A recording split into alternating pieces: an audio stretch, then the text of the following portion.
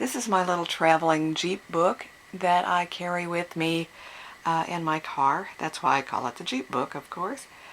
And it's great for those times when I've forgotten my journal or don't have time to work in my larger one. And I always have something handy with me to work on. It's made from one sheet of paper. It's one of those little accordion books that I make from leftover scraps. And you can see that I've worked in it from March to, well, this week. This is a winter sketch that I used, that I colored later for my mini class on quick sketching in color. This is a view I've drawn many, many times. It's my library, just beyond my library. The same view in a different season, this time in ink and watercolor.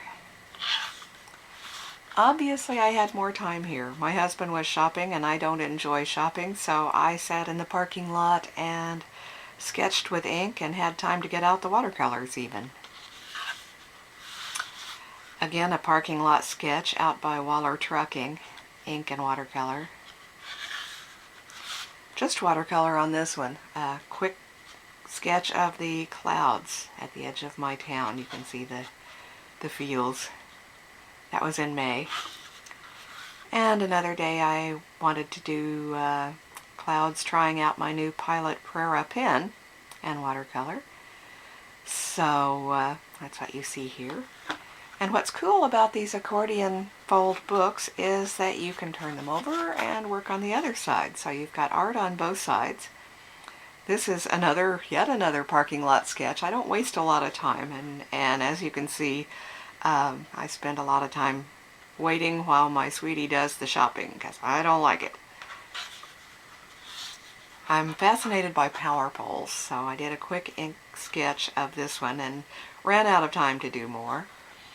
This was originally just a pencil sketch of the trees beside my library, and I got out my watercolors and laid in the light green quickly in place, and later added the shadows and the details.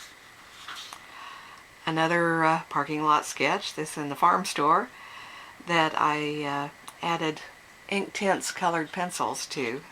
They are indeed intense. I recommend sketching or trying your watercolor pencils out on a piece of scrap paper ahead of time so that you have an idea what they're going to do.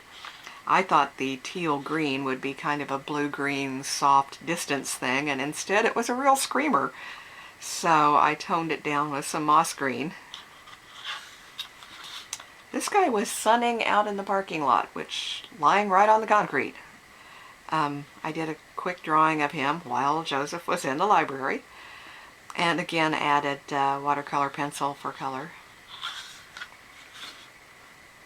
It was a hot, dry day, and the colors were subdued and almost gray-green.